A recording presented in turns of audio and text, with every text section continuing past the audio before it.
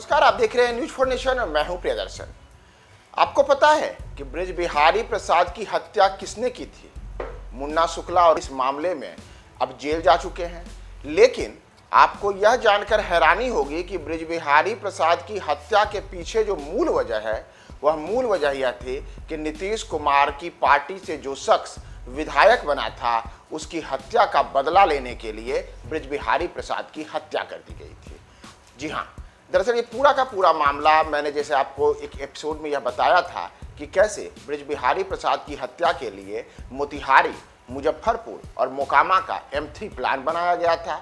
और उसके बाद इसमें देवेंद्र दुबे की वह कहानी भी बताई थी कि मोतिहारी का देवेंद्र दुबे जब मोतिहारी में ब्राह्मण की एक बेटी को राजपूतों के कुछ सौदों ने सड़क पर छेड़ दिया, तो आत्मसम्मान बचाने के लिए देवेंद्र दुबे ने तीनों को कुट्टी कुट्टी काट दिया। और इतना ही नहीं, उसके बाद पूरे मोतिहारी में राजपूतों का जो वर्चस्व था उसे देवेंद्र दुबे ने खत्म किया। बाद में वो वहाँ से असम चला गया और असम में जाने के दौरान भी कई ऐसी हत्याएं हुई जो राजपूत समाज के कई अनामी गिरामी चेहरों की हुई। स्थिति हुई कि वर्ष 1990 में जो देश के प्रधानमंत्री डॉक्टर चंद्रशेखर थे, तो चंद्रशेखर तक यह बात पहुंची कि उनकी बिरादरी के यानी कि राजपूतों की ताबड़तोड़ हत्याएं मोतिहारी में हो रही हैं। और इस बीच कामाख्या देवी मंदिर यानी कि असम के कामाख्या देवी मंदिर से देवेंद्र दुबे की गिरफ्तारी होती है। तो इसके आगे की कहानी यह होती है कि देवेंद्र दुबे की जब कामाख्या के मंदिर से गिरफ्तारी होती है, तो उसके बाद उसे वहां से गिरफ्तार करके बिहार लाया जाता है। बिहार के मोतिहारी जेल में उसे डाल दिया जाता है। लेकिन जेल में डालने से देवेंद्र दुबे के रुतबे में कोई कमी नहीं आती है और अब तो उसका अगला लक्ष्य हो जाता है बिहार विधानसभा पहुंचना। यानी कि दर्जनों हत्याओं का आरोपी देवेंद्र दुबे अब माननीय विधायक बनने की राह पर चल पड़ा और फिर सामने आया वर्ष 1995 का बिहार विधानसभा का चुनाव। तो हम बिहार विधानसभा के चुनाव में पहुंचे, उसके पहले हम आपको बताते हैं कि दरअसल जब असम में वर्ष 1991 में देवेंद्र दुबे की गिरफ्तारी हुई और उसे मोतिहारी जेल लाया गया, तो इस दौरान वर्ष 1993 में राजपूत जाति के एक डॉक्टर के बेटे का मोतिहारी में अपहरण हो गया। आरोप देवेंद्र दुबे पर लगे और देवेंद्र दुबे के गुर्गों पर यह आरोप लगे कि उन्होंने उसका अपहरण किया और बाद में फिरौती की रकम भी ले ली। लेकिन अपहरण के करीब 3 महीने के बाद यह पता चला कि देवेंद्र दुबे के लोगों ने डॉक्टर के जिस बेटे का अपहरण किया था, उसे काट करके गंडक नदी में बहा दिया और फिरौती की रकम भी वसूल ली। इससे जो पूरा का पूरा मोतिहारी का राजपूत समाज था, उसमें देवेंद्र दुबे के खिलाफ काफ़ी आक्रोश भी पनपा। बाद में पुलिस की छानबीन हुई तो पता चला कि देवेंद्र दुबे के 2 खास लोग नवल यादव और मुन्नी यादव ने फिरौती की रकम लेने के बाद भी डॉक्टर के बेटे की हत्या कर उसका शव गंडक नदी में बहा दिया था। तो ऐसे में राजपूत जो कि देवेंद्र दुबे के खिलाफ अब अपनी आवाज़ बुलंद करने को लगातार प्रयासरत थे, तो ऐसे में इस पूरी घटना को लेकर के तत्कालीन जो मोतिहारी के हिंदुस्तान अखबार के पत्रकार उमाशंकर सिंह थे, उन्होंने अपनी छानबीन में इस पूरी खबर को सामने ला करके और अखबार के पन्ने पर छाप दिया। फिर नतीजा हुआ कि देवेंद्र दुबे ने पत्रकार उमाशंकर सिंह को सबक सिखाने के लिए उनके घर पर बमबाजी करवा दी। लेकिन इसी बीच मामला पलट गया। दरअसल जो लोग बमबाजी करने के लिए उमाशंकर सिंह के घर पर पहुंचे थे, भीड़ ने उन लोगों को पकड़ लिया और उसके बाद इस पूरे मामले का खुलासा हुआ। और इन तमाम चीज़ों के बीच एक दिन जब मोतिहारी में जो बड़ा प्रशासनिक फेरबदल हुआ, तो वहाँ SP के तौर पर अनुराग गुप्ता की नियुक्ति हुई। देवेंद्र दुबे के साम्राज्य को खत्म करने की चुनौती, और उन्होंने एक खुले आम ऐलान किया था कि हम देवेंद्र दुबे को खत्म करके रहेंगे। तो इस अनुराग गुप्ता के आने के बाद जो पूरा का पूरा मोतिहारी था, वहाँ की पुलिस अचानक से देवेंद्र दुबे के खिलाफ काफ़ी एक्टिव हो गई। और एक्टिव ही नहीं हो गई, बल्कि उमाशंकर सिंह के घर पर जिन लोगों ने बमबाजी की थी, उन लोगों को जो पुलिस ने पकड़ा था, तो बाद में कहा गया कि या जो SP अनुराग गुप्ता थे, उन पर ये बातें कथित तौर पर आरोप लगे कि उन्होंने उन लोगों को कहा था कि तुम्हें प्यास लगी है, और जब उन्होंने हाँ कहा तो अपनी पिस्टल उसके मुंह में घुसाकर ताबड़तोड़ पूरा का पूरा जो मैगजीन था वह उसके मुंह में खाली कर दिया गया। यानी कि सब लोग वहीं मारे गए। हालांकि इसे लेकर के तमाम तरीके की कथित आरोप ही रह गए, ये कोई सच्चाई वाली बात सामने नहीं आई, लेकिन लोगों की जुबान पर कई किस्म के किस्से रहे। तो इन तमाम चीज़ों के बीच 1993 में कोर्ट में जब देवेंद्र दुबे को पोशी के लिए लाया गया, तो उस दौरान भी देवेंद्र दुबे पर गोली चली। बाद में इसी तरीका का एक वाकया 1994 में भी हुआ और इन तमाम चीज़ों में देवेंद्र दुबे और साथ ही साथ जो अनुराग गुप्ता एसपी थे, इनके बीच की अदावत मोतिहारी में सुर्खियां लगातार बटोरने लगी और इन तमाम चीज़ों के बीच एक और वाकया होता है 1995 में। दरअसल 1995 का जब बिहार विधानसभा का चुनाव हुआ तो उस चुनाव में कई बाहुबली किस्म के लोगों ने अपनी किस्मत आजमाई। तो इसमें देवेंद्र दुबे भी शामिल था, जो मोतिहारी से विधायक बनने के लिए अपने जोर आजमाइश करने लगा और स्थिति हुई कि तब लालू यादव और नीतीश कुमार, इन दोनों के बीच में अब जो उनके बीच में जो खाई थी वह चौड़ी हो रही थी, यानी कि दोनों की दुश्मनी तो जाहिर हो चुकी थी। तो नीतीश कुमार तब समता पार्टी के हुआ करते थे और समता पार्टी को पूरे बिहार में मजबूत करने के लिए कई ऐसे चेहरे चाहिए थे जो समता पार्टी के उम्मीदवार के तौर पर लालू यादव के उम्मीदवारों को पटकनी दे सकें।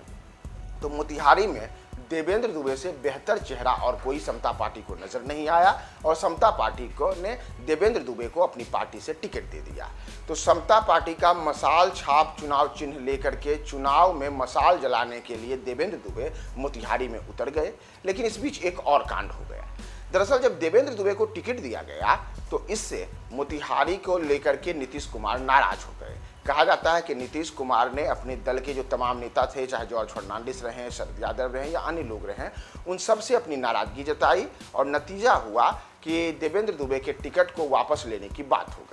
लेकिन तब तक नामांकन की जो वापस लेने की तिथि थी वह खत्म हो चुकी थी।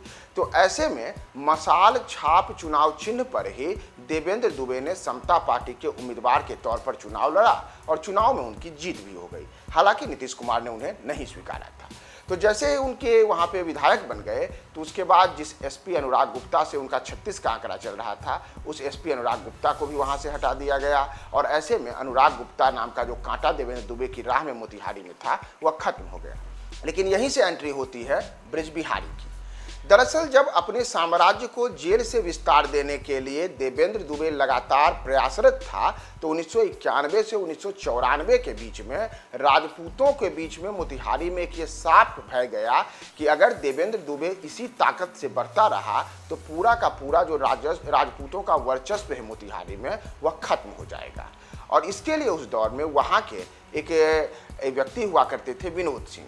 तो विनोद सिंह ने देवेंद्र दुबे को सबक सिखाने की सोची और देवेंद्र दुबे के सामने विनोद सिंह ने अपनी जो सल्तनत थी उसे आगे बढ़ाने के लिए कई किस्म की आपराधिक घटनाओं को अंजाम देना शुरू कर दिया। लेकिन जब अंजाम देना शुरू किया तो इससे देवेंद्र दुबे भी चौकन्ना हो गया और इसी क्रम में कहा जाता है कि एक दिन देवेंद्र दुबे ने तय किया कि हमें विनोद सिंह को अब रास्ते से खत्म कर देना है। और वर्ष 1997 के सितंबर के महीने में देवेंद्र दुबे ये जो तमाम गुर्गे थे उन्होंने विनोद सिंह को खत्म करने के लिए एक पूरी फुल प्रूफ साजिश रची। और जब विनोद सिंह अपने कुछ लोगों के साथ जा रहे थे तो देवेंद्र दुबे के लोगों ने ताबड़तोड़ अंधाधुंध फायरिंग की और नतीजा हुआ कि वहीं एक व्यक्ति ढेर हो गया। लेकिन यह क्या, जो शख्स ढेर हुआ था वह शख्स तो विनोद सिंह था ही नहीं, यह शख्स तो प्रमोद सिंह था, यानी कि विनोद सिंह का हमशक्ल भाई। दरअसल विनोद सिंह और प्रमोद सिंह ये दोनों हमशक्ल भाई हुआ करते थे और दोनों का चेहरा इस कदर मिलता था कि कोई भी एक बार देखने में कंफ्यूज हो जाए। तो वही स्थिति हुई। देवेंद्र दुबे के गुर्गे भी प्रमोद सिंह को विनोद सिंह समझ करके उस पर ताबड़तोड़ फायरिंग कर दिए और उसके बाद विनोद सिंह के बदले प्रमोद सिंह की ही हत्या हो जाती है। कहा जाता है कि उसी दिन विनोद सिंह ने यह कसम खाई थी कि अगले कुछ दिनों के भीतर ही वे देवेंद्र दुबे को भी खत्म कर देंगे और अपने भाई की मौत का बदला लेंगे। तो इसके लिए अब कैसे विनोद सिंह आगे बढ़ते, तो यहाँ आपको हम एक और किस्सा बताते हैं। दरअसल देवेंद्र दुबे जब जेल में था तो जेल से ही कहा जाता है कि उसका संपर्क उत्तर प्रदेश के कुख्यात श्री प्रकाश शुक्ला से संपर्क हुआ। और इतना ही नहीं, मुजफ्फरपुर में उस दौर में लगातार अपने वर्चस्व को बढ़ा रहे छोटन शुक्ला जो ब्रदर्स थे, यानी छोटन शुक्ला, भुटकन शुक्ला, मुन्ना शुक्ला, इन तमाम लोगों से देवेंद्र दुबे ने अपनी दोस्ती बढ़ाई। तो जहां श्री प्रकाश शुक्ला के साथ उत्तर प्रदेश में दोस्ती हुई, वहीं शुक्ला ब्रदर्स के साथ उन्होंने मुजफ्फरपुर में दोस्ती बढ़ाई और उसके बाद सूरजभान सिंह यानी मोकामा वाले सूरजभान सिंह के साथ भी देवेंद्र दुबे की दोस्ती हुई।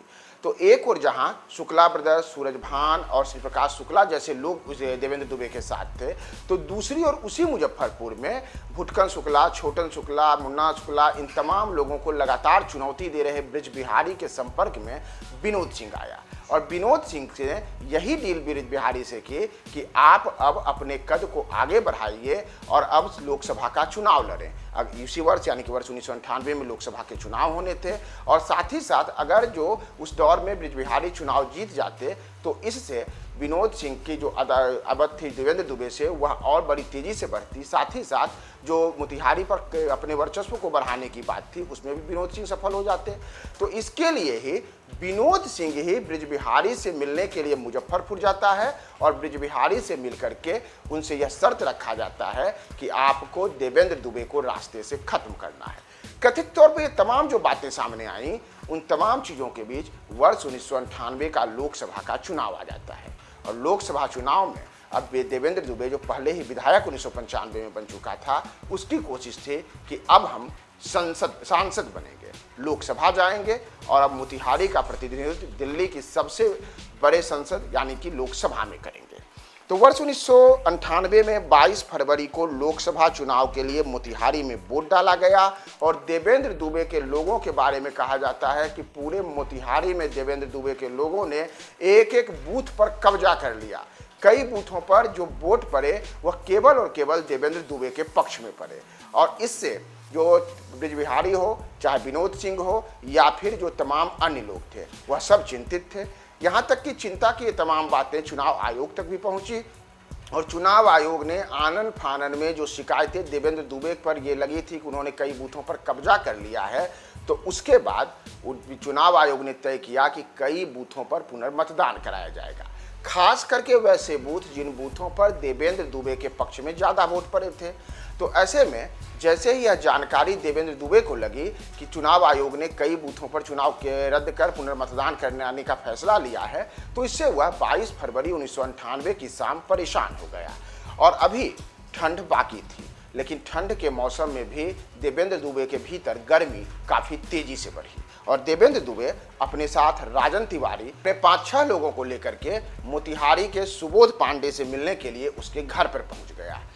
अंधेरा हो चुका था और अंधेरे में सुबोध पांडे को बुलाने के लिए राजन तिवारी को कहा जाता है कि देवेंद्र दुबे ने भेजा कि जाओ और सुबोध पांडे को घर से बुला कर लाओ।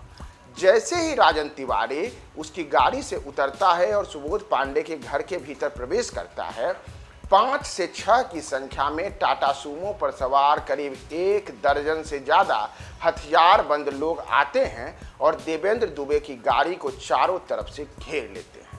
फिर तो वह हुआ जिसकी किसी ने कल्पना नहीं की थी और देवेंद्र दुबे की गाड़ियों पर तब तक गोली बरसाई गई जब तक कि उस गाड़ी में सवार देवेंद्र दुबे सहित 5 अन्य लोग पूरी तरीके से छलनी नहीं हो गए यानी कि उनकी मौत नहीं हो गई। उनकी शरीर पर इतनी गोलियां मारी गई कि उन गोलियों को गिनना भी मुश्किल हो चुका था।